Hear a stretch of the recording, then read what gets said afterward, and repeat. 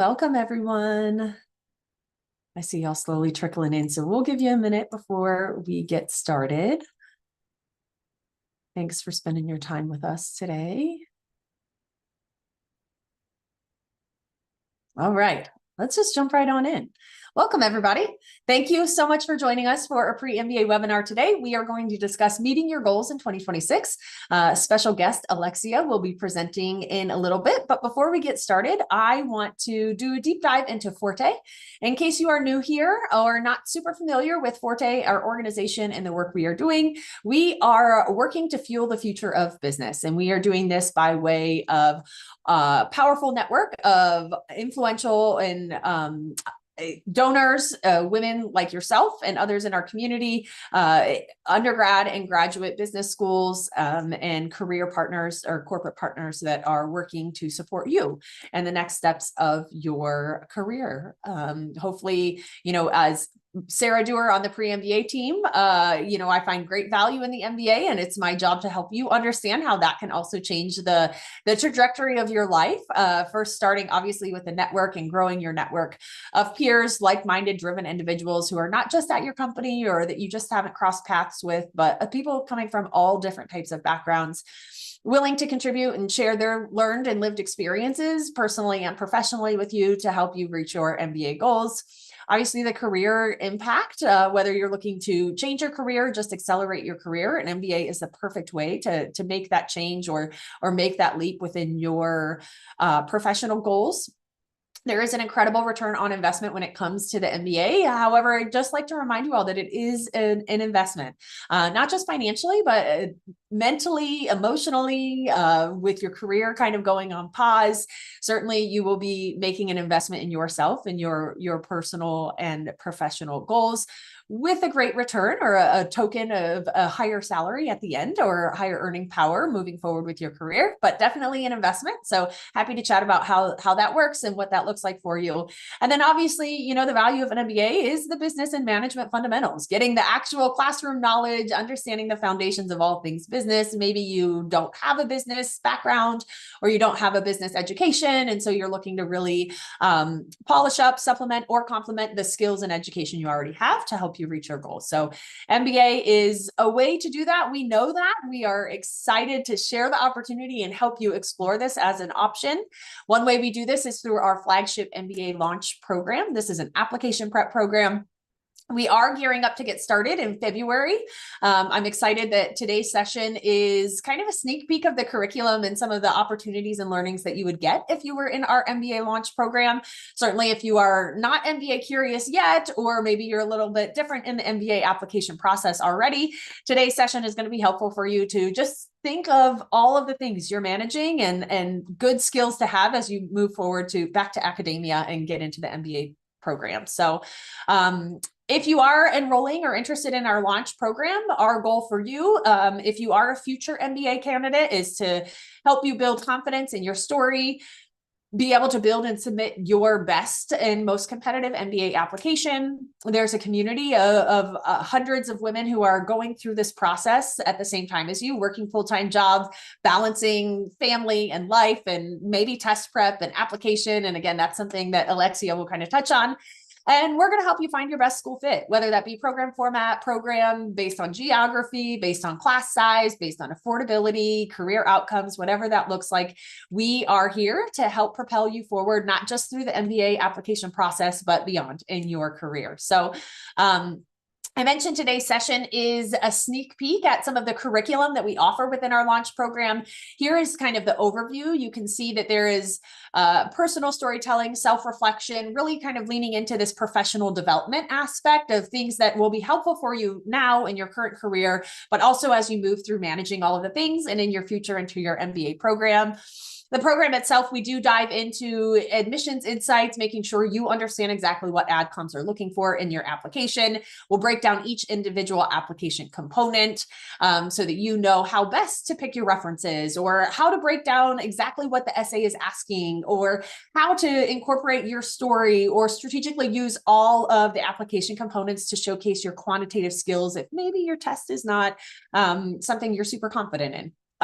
Additionally, we're going to talk about, financing your MBA, the affordability, really making that investment something that is manageable for you or something you feel confident in making.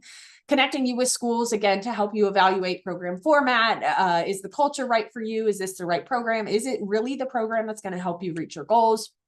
And then test prep, a big part. Maybe you know this, maybe you're stuck on that test. Maybe you haven't looked at the test yet, but the test is probably one of the top reasons that individuals are not moving forward through the application process, whether it's the lack of time management to prepare for the test, lack of confidence in a score that you're getting, lack of resources to help you prepare. We're going to provide all of that for you within the MBA launch program. So on that note of managing time and trying to balance it all if you are in this process, right now I'd like to introduce my lovely colleague, Alexia, who will be talking to you today about managing time. And again, whether you are interested in the launch program and this can be helpful for you as you manage all of the things on your plate, or maybe you really like today's session and you're like, oh, I could use more of this development while I work through the application process. I'll be back after Alexia's session to chat more about the MBA launch program. But thank you all for being here.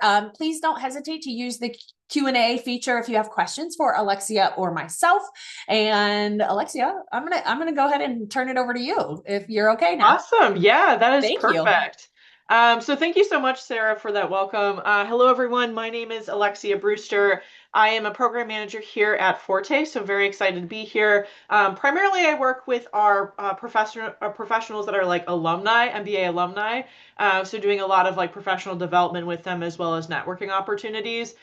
So time management is right up my alley for kind of presenting on this topic. I also like to do a little plug. I did get my MBA in 2021 at Penn State. So when Sarah was talking about the GMAT, I remember studying for it. I didn't know about Forte at the time when I got my MBA, and I wish I did because it was stressful. I will say, as far as like the prep work that goes into it. So highly recommend considering launch if you're interested in that. But I'm really here today, though, to talk to you about putting first things first, life and time management. So I'm going to walk through a tool or a resource that you can use to kind of figure out, okay, you have a variety of different things going on in your life, whether it's personal, professional, figuring out career next steps, and you're trying to figure out, I have limited amount of time. How do I make all of this happen and not feel like I'm going crazy at times or being stressed out? So hopefully today you'll learn a new trick.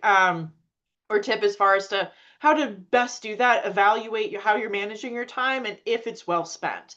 So just to kind of go ahead and get started, I am big into data, which is probably not surprising given I have my MBA. But I like to start with the why do we care about time management to kind of get us in this mindset or mind frame before we go on and talk about tools and resources that you can use. So different stats just to share it. 82% of people, they actually don't have a time management system.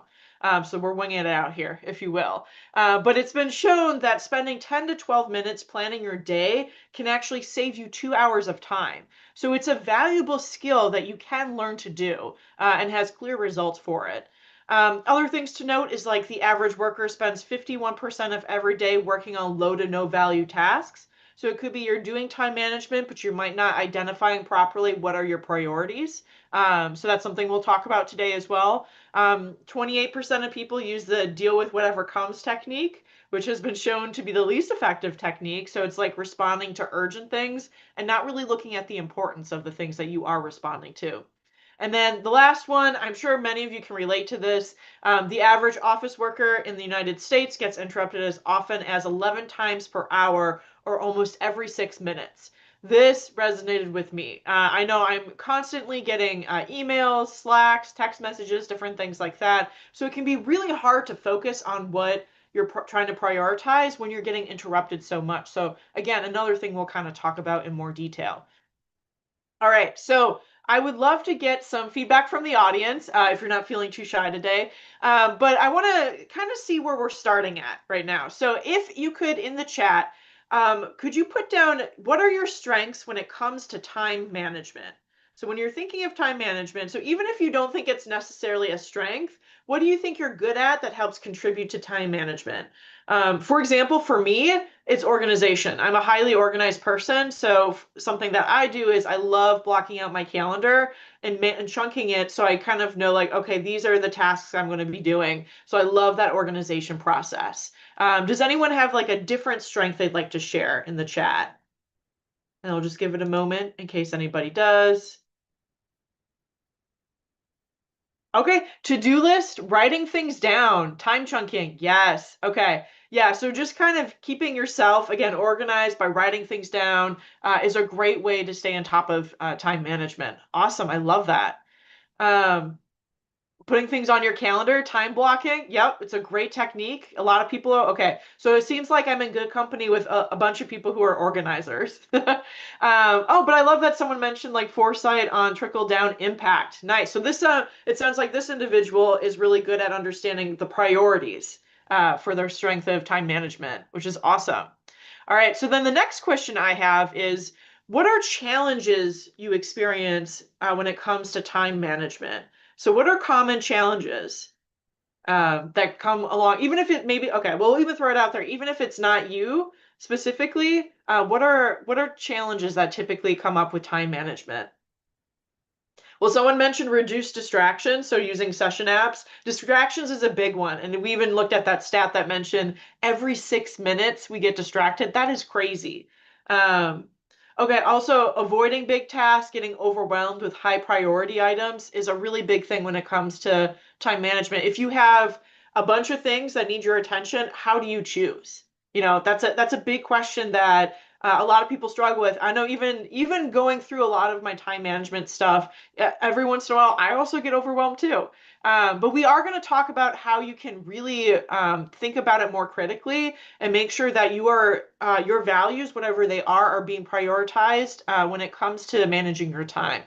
All right, so what we're going to do now is I want to talk about two different paradigms. And these come from FranklinCovey. So Sarah kind of mentioned they do a lot of professional development content for us here at Forte, but there are two paradigms that a lot of people live in when it comes to time management. And the first one is the common paradigm, which is more common, hence the name. And it's where people they spend time on what's urgent. So I know within the chat, people mention like the distractions, things that are popping up. A lot of people have this mindset of like, I spend time on what's urgent. And what the FranklinCovey resources actually recommend is making that shift from spending time on what's urgent to I spend time on what's most important to me. So that shift is going into a highly effective paradigm instead of, again, moving from urgent to most important. So what does this really mean? Because I'm using this theory, just throwing it out there, mindset, but how do you actually apply this? And the answer to that is the time matrix. So this is a tool or a resource you can use today to help better manage your time, and addresses that issue or that tension between managing what's urgent and managing what's important when it comes to your time. So this is a really useful quadrant. So I'm going to break it down for you all, and then we're going to actually do an exercise together with it. But again, it's part of FranklinCovey's 7 Habits of Highly Effective People, and we're going to kind of like walk through what exactly this means. And you can see here 4 different quadrants of where you can categorize different tasks as they pop up within your life. And on the left-hand side, you can see it's labeled between not important to important, and then at the bottom, it is from urgent to not urgent. And so we're going to start with quadrant number 1, which is necessity. And so necessity things are crises. They are emergency meetings, last minute deadlines, pressing problems, unforeseen events. So it sounds like some people here today are dealing with these. And a lot of people do have to deal with necessity. So it's tasks that are important, but also urgent. So we have to get them done right away. I know for myself, for example, if say I'm working on a project and I get a bunch of pings from my boss, I know it's high urgency, and it's important because it's coming from my boss. So it means it's something that I need to pivot to and figure out how to make sure I take care of it. So we get a lot of different types of necessity tasks throughout the day that we have to manage. And the important thing to note is we're also going to talk about the time and energy you're spending on a task and what is its return. And for necessity items, the good thing about it is that the time and energy you're putting into a necessity task equals the return. So it's an equal return, which is good. So you kind of know that whatever you're choosing to prioritize within here does lead to a good return on your time and energy investment. So just wanted to mention that. So Q1 tasks aren't necessarily bad. There's stuff that we have to deal with day to day, but just know that they're worth the return that you're putting in. Now, moving on to Q3, which is distraction. So these are things like needless interruptions, unnecessary reports, irrelevant meetings. It's the classic like, oh, this meeting could have been an email instead of an hour-long meeting. Other people's minor issues that may be popping up, unimportant emails, tasks, phone calls, status posts, etc. So things that are just kind of like wasting your time in a sense, but still coming up urgent. So again, these are not important things at the end of the day, but they are urgent because they're kind of being thrown at you. So you have to kind of manage it as best as you can. I do want to note for distraction tasks, the time and energy you put into these typically leads to little return. So it's just something to be aware of as you're kind of looking at what are the different things I need to accomplish. If something fits under this not important but urgent, the distraction area, just to be aware of the fact that, yeah, you're going to be using a lot of your time and energy with little return. And then that leads to Q4, which is waste. So this is the not urgent, not important tasks that fall into your lap. So it's trivial work where you're kind of like, I don't really know why I'm doing this. It doesn't really there's no value in it for the organization, but it's something that's on my plate. It can also be avoidance activities, excessive relaxation, television, gaming, doom scrolling on your phone is a big one for waste. Time wasters, gossip, different stuff like that. So it's just like to be aware of like how much am I spending time within this waste category? And as you probably can guess, the time and energy you put in does not lead to a return.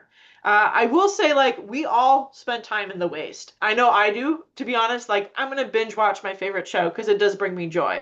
But it's not necessarily productive. So I have to be aware of that. So when I'm managing my time, I know that I'm not spending majority of my time in Q4, which is where waste activities are located.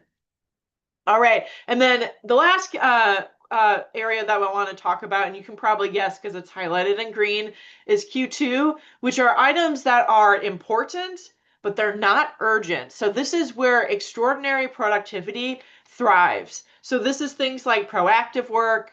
It's things like accomplishing high impact goals. It's where you have time to actually think creatively and problem solve the different issues as they come up. It's where you can actually do good planning and prevention. So having plans for how you're going to approach different situations at work. I also love the idea of putting relationship building in here.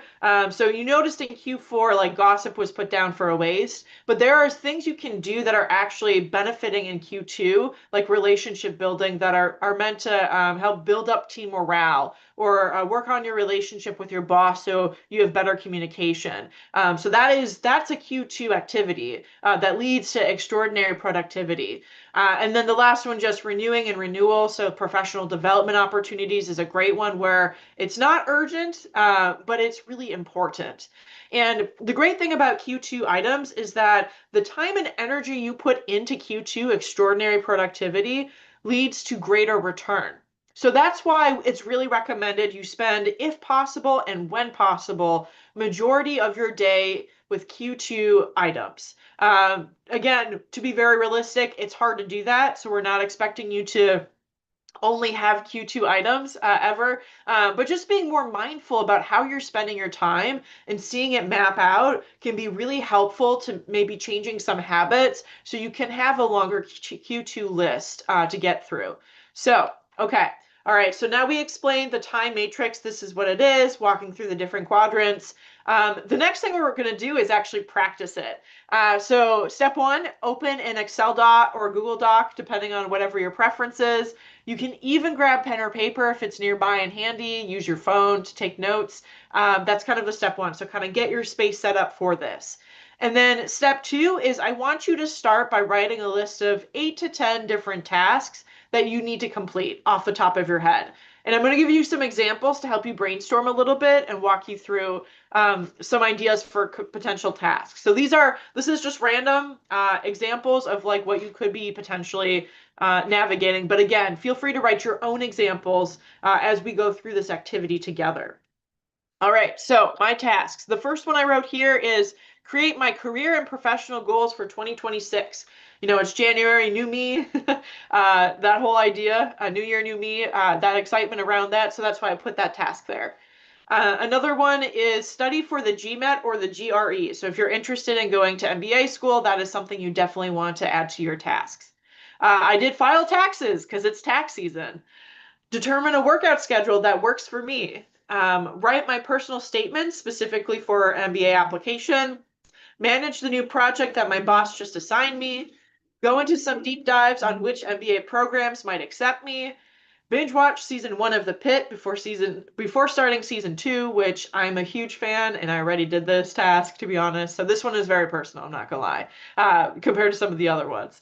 And then the last one is find some volunteer activities to participate in so I can list them in my MBA application.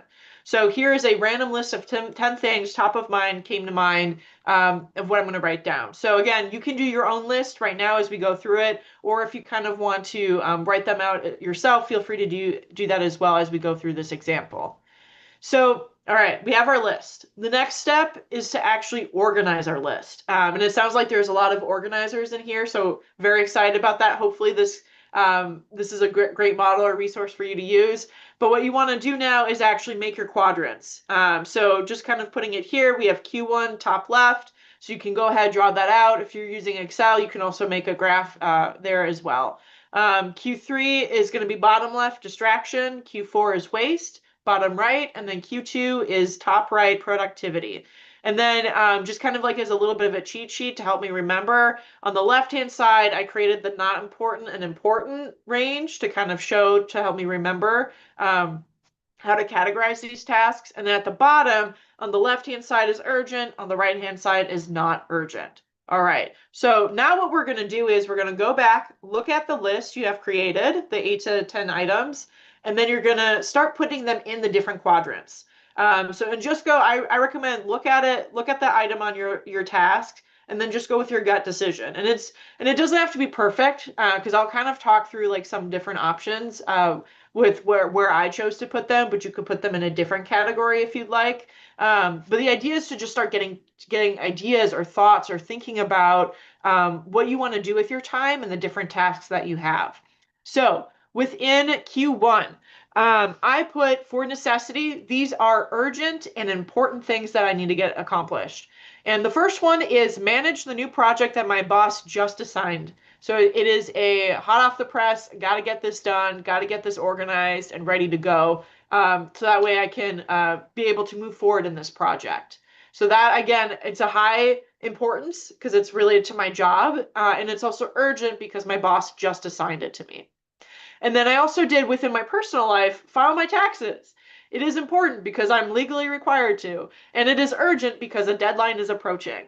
So these are 2 things I would put into the Q1 necessity quadrant. All right. So we're going to go down to Q3, which is the distraction quadrant. So these are things that are not important, but they are urgent. So I put here, find some volunteer activities to participate in so I can list them on my MBA application. And the reason I put it under here, because some people could argue that, oh, that sounds like something that could go in Q2 potentially. But the way that I'm choosing, the lens I have looking at this, especially writing so I can list them on my application, is it's not necessarily something I actually want to do. It's not a value to me, which is why it's not important, which is why I put it again within Q3 versus Q2. I think if I wanted to say something like find volunteer activities I'm passionate about, that could be added to my application, but really the goal is more the volunteer opportunities. I would then put that in productivity because that's then it shifts to something that is more important to me. And I can take my time figuring out, okay, what organization do I really want to donate my time to, or volunteer, different things like that. So that's where there's some wiggle room again. So you can always argue for different quadrants, but just start thinking about, again, your own personal values, your own priorities and how that would lay out for organizing different tasks in different quadrants. Okay, so again, that's where I chose to put this task, though, is in Q3, the distraction, where it is urgent but not important. All right, so for Q4, the waste, these are things that are not urgent and they are not important. So go into deep dives on which MBA programs might accept me. It is a waste mainly because it's the whole might accept me part. It is not for me to determine whether or not an admissions counselor is going to accept me. But what I can do is do some research, though, instead, as far as what MBA programs interest me that I want to apply to. So that's kind of like I should be researching MBA schools. I should be coming up with my priorities as far as like, here is my reach school, here's my safety school, here's a middle of the road school. That's good stuff to do. But when you start doing deep dives on things that are outside of your control, that's kind of a waste of your time. So it's just something to keep in mind, and why I put that specifically within Q4, which is the waste quadrant.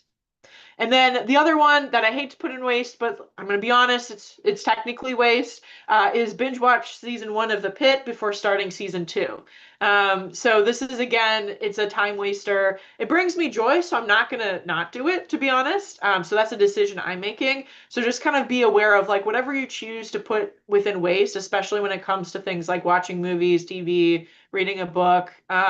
Even if it doesn't always feel like there's a lot that you're going to get from it, you can still make the choice to do them. The idea is just do it in moderation is kind of what this exercise is hopefully going to teach you to do instead. But again, those are kind of the 2 tasks that I actually put within quadrant 4, which is the waste quadrant. So that leads to the last quadrant, quadrant number 2. With the remaining items, I put them under here, productivity, where there are things that are not urgent, but they are really important to me. So it would be things like studying for the GMAT, the GRE, depending on which one I prefer, creating my career and professional goals for 2026, determine a workout schedule that works for me. I have time to do that, but it's important to me. And then also writing my personal statements for an MBA application. I want to make sure that I do that ahead of time so I can be more creative and less stress instead of waiting until like 2 weeks before they're due. So again, those are all Q2 productivity tasks that I assigned here. It probably comes to no surprise. You want to, as much as possible, fill your day again with Q2 productivity assignments, tasks, things that you want to do. Because this is where, again, it's where you can get into a state of workflow and do your best work and feel like you're not wasting your time, like you're managing your time well. And then the goal would be to eliminate as much as possible Q4 waste tasks or activities you find yourself doing. So if you doom scroll a lot, maybe putting a timer on. So I know that somebody mentioned using timer apps or things like that. That can be really helpful or a good tool for you. So again, this is what it would look like, or what it should look like now that you've looked at your list and you've actually mapped out the 4 quadrants and where they all live. So let's have some discussion about it now. So looking at what you put down, or even if you didn't have time to write it, it's totally fine if you don't have pen and paper or anything like that. I want you to think of the 4 quadrants and which of the quadrants do you have the most tasks in?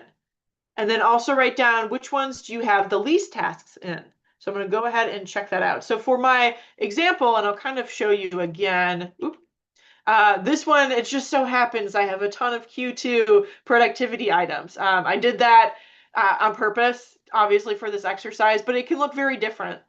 So for my answer to this, I would say Q2 I have the most, and then Q3 I have the least, just to be aware of. All right, so when looking at your thing, your personal tasks, which one do you notice you have more quadrant or more items in that quadrant? Giving a moment as people are kind of looking, maybe counting of where they think they spend their most time in and where they think they spend the least time in. And I will say, before starting to do exercises like this, I probably lived in Q1, which is that urgent but not important section where it's like, oh, if things are thrown at me, I'm going to navigate it as quickly as I can. So it's okay. There's no right or wrong answer for that. And then as you're thinking about it, oh, awesome. Someone mentioned more productivity related to the, okay. Nice. That's exciting. Love it. Okay.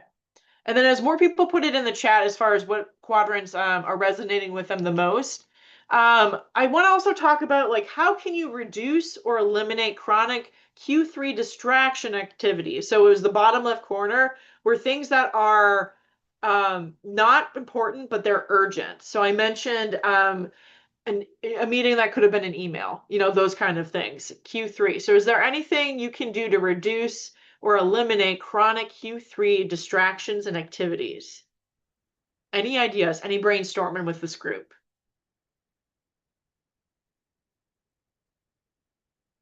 I know for me personally, something that helps, especially for this quadrant, to keep this as low as possible, is setting boundaries and learning to say no.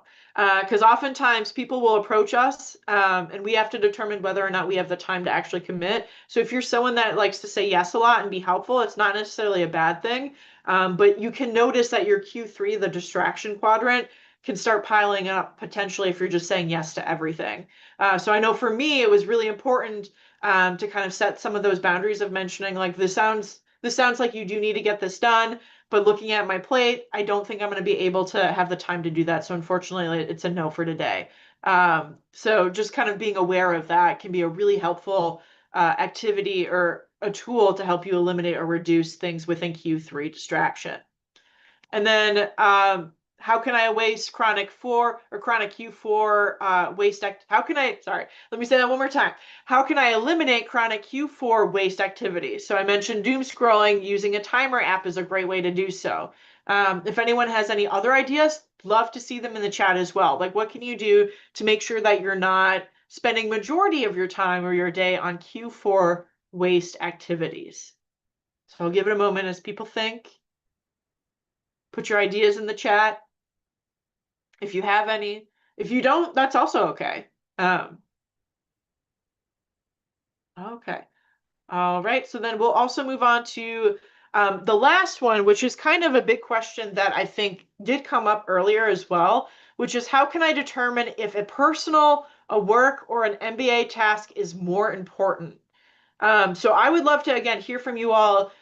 How do you navigate specific? I bet you for many of you, it's kind of like personal versus work. And if you're choosing to be a part of the launch program and start that process of applying to MBA schools, that as well. So how do you determine like, okay, I have a limited amount of time. What should I do to choose help me make that decision? So I can tell you it's for me myself and a lot of the research that I've kind of done within time management. Something that's really helpful is understanding what are your values to help better understand what's more important. So for some people, say like maybe you're a caretaker. So whether that's you have children or maybe you have aging parents that you're taking care of. And for you, that it's part of personal, but it's a priority. So if something happens, you will make time for that to make sure you're addressing that issue. So even if there's work things, MBA tasks, to you, you're making that decision of that's what I'm putting first, if all three are popping up at the same time. You have to just be aware of like whatever you do choose, there are consequences. And consequences doesn't have to be a negative thing. They're just there. So you just have to be aware of like, okay, if I'm choosing to prioritize a personal life thing of like caretaking over other aspects of my life, that means that something is going to be let go. And I think the best way to make sure that you don't feel like you made the wrong choice is, again, just making sure it's staying in line with your values can be really helpful.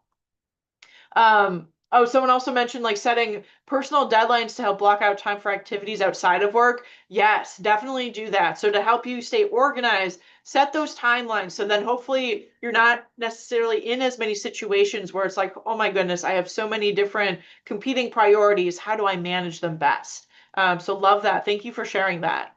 All right. So, another person mentioned like I try to base on what is more aligned with my values important to me and what will have a return on my time. So there's definitely an opportunity cost to every task or decision. Yes. Think about, not just is this important to me, but the return on your time piece. I love it. You're tying it back to the time matrix of like the time and energy that you're using. What is the return if you choose to spend time on that is so important when making these decisions. Love it.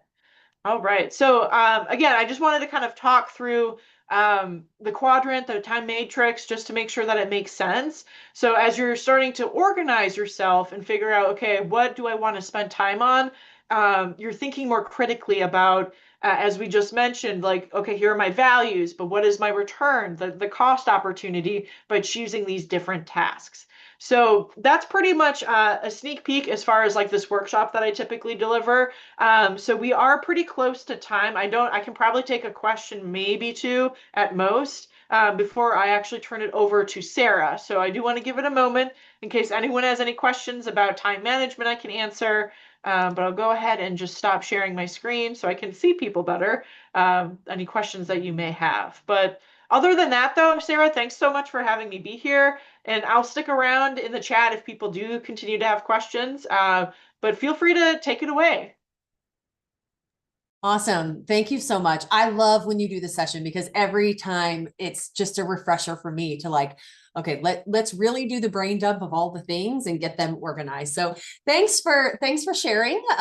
Thanks for helping our attendees hopefully get a little bit prioritized and get some things going for the upcoming year to make sure we're reaching goals. I saw some MBA application school search type related things, and there are tasks that people are working on. So that is great. So again, everyone, thank you for being here. And thank you, Alexia. If you do have questions for myself or Alexia, please feel free to use the Q&A feature. As I mentioned, that is kind of a snippet of some of the content or development that you will get as a participant in our MBA launch program. So I'm going to go ahead and dive into the MBA launch program for more of an overview on that and kind of what the next steps are. Again, MBA launch is our flagship application prep program. We are going to get started on February 3rd, and it is ideal for individuals who are at those early stages in the MBA application process. So ideally, our 2026 participants would be looking to submit applications in fall of 2026 to start your MBA in fall of 2027. Or maybe you're a little bit earlier than that. You're looking to submit applications in fall of 2027 to start your MBA in fall of 2028. So again, we'll get more into that, but here is the overview of the curriculum. Like I said, helping anything from managing time that's beneficial to you in your professional career right now in your personal life, but also if you were to add launch in there, how to make it all work with test prep. The program itself covers all of the application components, admissions insights, gives you opportunity to connect with our partner schools and industry experts, really helps hold you accountable with that test prep and making sure that you stay on track to meet those MBA deadlines that you might have. So again, application prep, providing that accountability. There is a large community of folks. You would be going through this with women who are also navigating a full-time job, probably test prep, MBA school selection and application process, maybe life, maybe family, all of those things going on. Perhaps you are familiar with the process, but there's no one in your professional circle that has navigated the application process before. So you want to do it. You don't want to do it alone. Maybe nobody in your family really understands, like, why would you need to go back to school? You're working a full-time job. And you want to be surrounded by people that are doing it together. This community is amazing for you. There are discounts on our partner services. We talked a little bit about the investment of an MBA. There's also an investment in this program. One of the most or the biggest or most popular returns on your investment is not just the fee waivers that you will get for our partner schools at the end of the program, but we do partner with test prep partners and other industry experts that offer discounts on their services. And so depending on if you're looking for additional test prep resources, sometimes the discount you get through our program as a launcher already wipes out what your investment is in the program. This is just a quick overview of the Launch Live, the 2025 cohort. Again, we are still building and hope that you will join our 2026 cohort. You can see a large community of participants coming from all different backgrounds, different educational backgrounds, different professional experiences, different locations and lived experiences. There's no right or wrong. There's no good fit. If you have less than 6 years of experience, that's okay. If you have 26 years of experience, that's okay as well. Wherever you are, our program is designed to kind of meet you there and make sure that you are finding the best program, the best fit, and building the application that best represents you. I keep mentioning these program partners. Here's just a few. As I mentioned before, a lot of these offer steep discounts to our launchers exclusively. So once you enroll in the program, you'll be eligible for discounts to these people. It's not required that you use these additional services, but again, this really helps make sure that you get your bang for your buck and a good return on your investment. Test Prep probably is the most commonly used partner outside of our program and what it already provides for you all. But throughout the course of our program, you'll get 35 to 40 hours of counseling or admissions consulting with these individuals in group settings. So they are the weekly webinar presenters. They are the content experts. They are the sharers of information based on their very successful experiences helping MBA candidates get into MBA programs. The program itself does have a couple fees. I mentioned this. This is the return on investment. So we're already kind of taking one out of your way by offering our application free to you. So you will have to use the code LAUNCH35, all caps, no spaces, when you go to submit your application. You'll put that information in, and then it should allow you to bypass all of the payment information. You, of course, are welcome to submit an application fee if you would like. If you do, we don't have the option to refund it. So just be careful when you're working through the application and what that looks like. If you are admitted to the program, there is a program fee of $750. Again, already very highly subsidized by some of those program partners. I mentioned some of these folks charge more per hour than what our total enrollment fee is if you were to get their services one-on-one. And so you're getting access to them included in that enrollment fee and lots more than what you would pay for an hourly appointment. Our program does begin on February 3rd, so make sure you mark your calendar.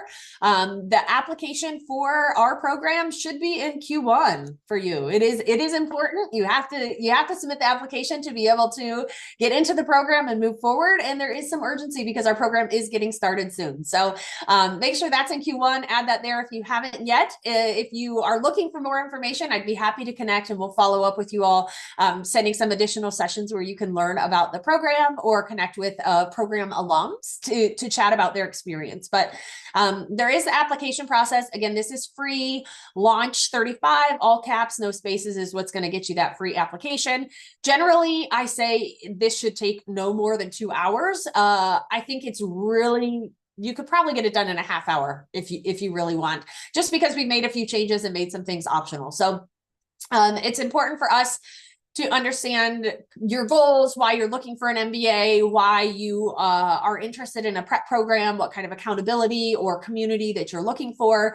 We also like to understand your mission alignment and what it means to get more women leading a business and how you're supporting the community of women professionally. But those are optional things. So the required part is going to be a form, basically, where you're just self-reporting your information to us. Tell us where you live, where you went to school, tell us what your GPA is. We don't need your transcripts. We're just self-reporting. We're trusting you're giving us honest information. If you have test scores, we would like you to self-report that there. Or if you have test plans, tell us. It's not required that you have a test for the program. So no worries, absolutely no worries. If you don't know yet even which test, we have some intentional content in the program that's going to help you find the right test that's for you. We do require your LinkedIn URL. So make sure that you don't just create a LinkedIn just simply to get the URL for here. It has to actually give us information. So we want to know your employment history, kind of your industry experience, what you've been doing, any promotional experience. So that is important. If you don't have a LinkedIn or it's not reflective, definitely send us a link to your resume. Professional resume, updated. Ideally, we would like the two to be consistent and to be very similar. However, I know sometimes that's not the case, but I would encourage you to spend a few minutes to make sure that your resume is updated and it matches your LinkedIn. We only need the LinkedIn URL is required. If you feel your resume gives more context or more information, please share a link with us, whether that be like a Google Doc link or a Box link, something that we can view just to get some additional context. But again, that resume is optional at this point in the application. I'm going to skip down to number 6. This is an essay, which is also optional at this point. Take it for what it is. I mean, you're welcome to obviously skip it. We are not going to penalize anyone who takes advantage of it being optional at this point. The team does enjoy reading these. It's a 3-minute video or 500 words or less when a written, if you write that, again, you'll share that to us via link, just as you would with your resume, maybe a Google Doc or a box, something that we can view or read your essay or watch your video if that's the way you choose. Again, optional at this point. You will not be penalized if you do not submit that, but it is nice for us to understand more about who you are, that you've put some thought into the MBA, that you understand what the process is going to do for you, what our program is going to do for you. And then, of course, we'd love to know the mission alignment and why you're interested specifically in our prep program. Back up to number 5. This is also optional. If there's something you want to give us, maybe you are self-reporting a GPA that you are a little less confident in, maybe there is a gap on your resume that you want to give us a little context, or we're going to see a gap on your LinkedIn URL, feel free to give us information there. Again, it's totally optional. If we do have questions, we might come back to you and ask for more information, but this is just a quick overview of the application. Like I said, y'all could probably get it done in by the end of the day today. So add it to Q1 and then check it off your list by the end of today. If you're a check off kind of a to-do list kind of person, look at all the things I did today. And oh my gosh, Ellie, I'm just now seeing your message. You got your acceptance email yesterday. You're stoked. That's so exciting. I'm really, really excited to have you. We'll be in touch with some more information, but congratulations. Maybe you, Ellie, can drop a comment, vouch to the attendees here what the application process is like and about how much time they should expect to do it, given that there are some changes there. This is just an overview of our deadline. We do have a final deadline of February 1st for the application, and that is because our program closes on February 3rd, or our program starts on February 3rd. So you need to be applied, admitted, enrolled, ready to rock and roll by February 3rd. So we are at this point releasing decisions daily. So once you submit your application, it will be reviewed. I would say probably 24 to 48 hours turnaround time from our team, and we'll get a decision for you. You will get a February 2nd enrollment deadline, and that is where the $750 enrollment fee is required. You are welcome to submit as soon as possible. We had a lot of people that got admitted yesterday and have already submitted. That's great. As soon as you enroll, you'll get access to the learning management platform, which will have some more information. My hope is by the end of this week, we'll have some pre-programmed tasks for you to get started on to ensure between now and February 3rd that you're ready to rock and roll. We got the information we need, and that you're really starting to think of your time and how this is going to fit in and kind of what that looks like. So take advantage of the early opportunity and the rolling decisions to participate in the program and get started. I mentioned the application fee once again. Please use this. Why wouldn't you? Free is free. $35 is a couple coffees from home if you want, or if you don't want to make it from home, you want to stop at the coffee shop. Program fee is $750. Again, happy to chat more about what that return looks like. This is an investment, but often correlates to discounts on test prep and building your best application, scholarship dollars, Forté fellowship, and a lot of helpful information to get you where you need to go. We start on February 3rd. The program itself is 8 months, so we will run through September 2026. I see a question in the chat. What that means is for 8 months, we will be together weekly. The program has webinar sessions just like this with the program content on Tuesdays, either 12 to 1 p.m. Eastern time or 7:30 to 8:30 p.m. Eastern time. That is dependent on our panelists and our expertise and who's available and where they are calling in from. Some of them are not in the US, some of them are West Coast. And so those are the two times it can be. There will be one session. We'll let you know ahead of time. We should have the full calendar booked through September by the time the program starts. So each of those sessions is recorded. Alexia talked a lot about managing your time, and sometimes things are more important and you have to prioritize. If there's a work meeting and a conflict and you have something that comes up where you cannot meet weekly with us, or you need to take a week off, maybe you have a trip planned and your mental health really needs to be your priority, or a new client meeting, whatever that looks like. Each of those weekly sessions are recorded. It's just up to you to take responsibility and make sure that you are checking that off your list at some point within the week. week. So just as you would if you were to miss a work meeting or important deadline or some kind of correspondence at work because you needed to take time off, you would be responsible for kind of catching that up, getting the notes from the meeting, making sure your tasks are still done. Same thing here. We're managing through a learning management platform. Like I said, you get access to that as soon as you enroll in the program. There are some live pieces to our program as well, some program requirements that will be in various cities throughout the course of this 8-month time frame. There are also virtual options. And so there are live options available for you if you are in those cities or have access to those major US cities. Otherwise, virtual options. You can complete the entire program virtually. So it's totally up to you. We're happy to meet you where you are literally and physically when it comes to the flexibility of this program. Our requirement and expectation is that you are working a full-time job while going through this program. And we know that's important, not just for you and your livelihood and your well-being, but also for your future MBA committees. You know, they want you to have that progressive work experience. And it's important for you to continue that while you're working through our program. I mentioned before, there is no test required at the start of the program. You are required to submit tests to us by July of 2026. So that's kind of the accountability that probably is going to move up into maybe your Q2 or your prep. I don't think it needs to be Q1 just yet. You still have some time. It's important, but it's not super urgent at this particular time. Eventually it will move to that quadrant. But we can kind of work through that and work on our timeline. I mentioned those fee waivers. Again, you will get application fee waivers to partner schools that participate in our waiver program if you successfully complete the program.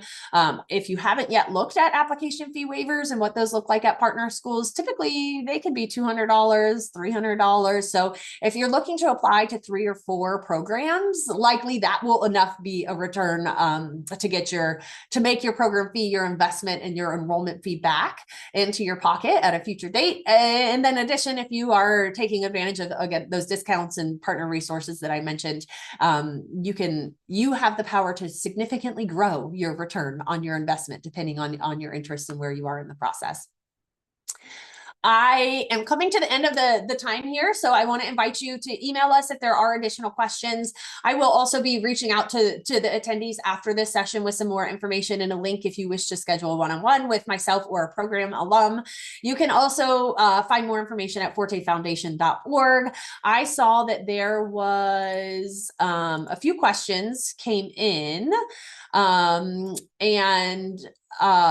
so let me get to those. Okay, are you able to share what the discounts with the test prep resources are? Target test prep, we're still firming that up. There will be a significant discount. I want to say it's like a 35% discount on their 6 months asynchronous and their 12-month package. The Manhattan Prep, they offer a 25% discount to our launchers on their structured 8-week classes. GMAC offers discounts on their official test prep materials. So whether that be GMAT exam or the executive assessment, there's some discounts available on resources there. We are adding a new test prep partner this year that is going to offer launch exclusive classes. We're really excited about that. So it's more of a safer place. She is a dear, true, and tried friend, a successful GMAT, GRE, and executive assessment tutor. And so she'll be offering those discounts as well as some really good free content. She's doing the free 3-session workshop on picking the right test that's for you, kind of working through all of those different tests and test strategies to make sure that you are spending your time wisely and really preparing for the test that's going to give you the best results. I hope that answers your question there. Are there any events scheduled for Europe? So not at this time as it relates to launch specific. Forte itself does do a few events yearly. We will make sure you have that information. There's also an opportunity, and one thing I didn't mention is within the cohort, we will have a Slack community. So you'll have opportunities and avenues to connect with anybody. We'll also be putting you in peer groups. So those will be program format, if you're all going for full-time programs, part-time, executive, program format, and loosely geographically related. And so oftentimes those groups tend to make their own schedule and have coffee chat meetups, or they do happy hours once a month, or they check in. We had one group that was in LA, and there was maybe 15 girls or 15 women that decided they were going to do like supper club. So every other week, a different one hosted, and everyone brought a covered dish, and they chatted about life and work and balance, and really became friends, and, you know, occasionally talked about their MBA journey and how that works. It's a really cool example of the way that those relationships build. You probably are not thinking, gosh, I need some more friends, but I think you'll see naturally those relationships establish. Another example, I was in New York in July for an event, and I had an alum volunteer. She did the launch program in 2022. She is a current second-year student at one of our partner schools in North Carolina, was doing her internship in New York, and she had mentioned to me that the next day she was meeting with 5 of her original peer group members from 2022. They were all at various stages. Some had already graduated, some were in first year, some were finishing up second year in internships. And so that was really cool. And she said that they stayed in touch. Their group chat was still pretty active. So another way to just kind of think of all of the ways that you can connect. So some live programs are scheduled in Europe, not specific to launch, but doesn't mean that you, Krishna, you can be the leader. You can schedule things. You can be the one to gather all your launchers and build that community in a way that makes the most sense for you all. Great question.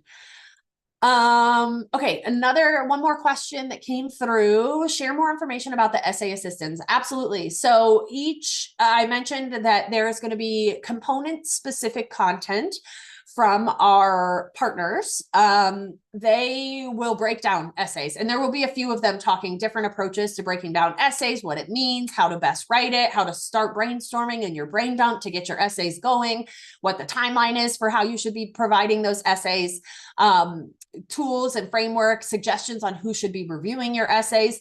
There won't be a formal part of our program where we say, hey, Janice, here is your essay reviewer, here's your buddy. But again, lots of launchers really coordinate that, find someone in their peer group they swap with. The Slack community is a great place. We've had launchers in the past that have created a whole like sign up anyone who wants to review essays, trade yours in, show us yours. Well, you can get 2 reviews, but you have to kind of review someone else's too. So it's open to endless. Some people are interested in getting essay feedback from their peers. Some people are not.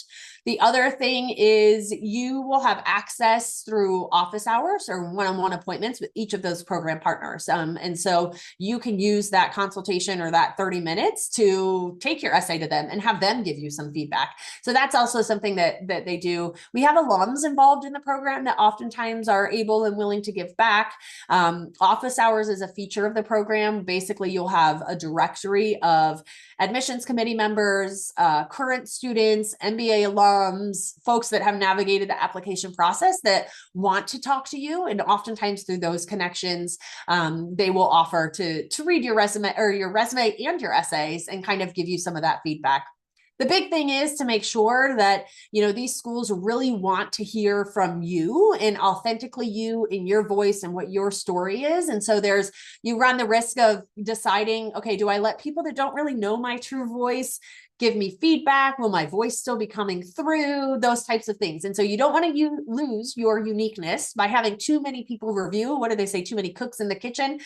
This is your kitchen. This is your dish that you're making. This is your essay that you're writing. And so make sure when it comes time to it, we'll help you select the right people to go through that process. So long answer, but I hope that answered your question. Again, I want to thank you. I think I've gotten all the questions. So thank you for spending your time with us. Don't forget to submit your application sooner rather than later. If you do have questions, please reach out to us. Again, my name is Sarah. Thank you so much for joining us. You can catch the recording of this and many other recorded sessions on our YouTube channel. And I look forward to the opportunity